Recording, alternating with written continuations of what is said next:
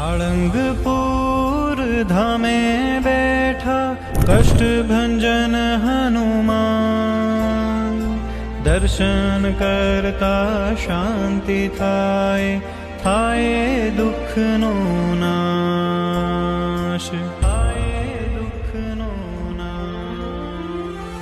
કષ્ટ ભંજન દેવ સત્ય છે, મારા સાળંગપુરના નાથ. કષ્ટ કાપો સુખ આપો, અરજ છે મહારાજ.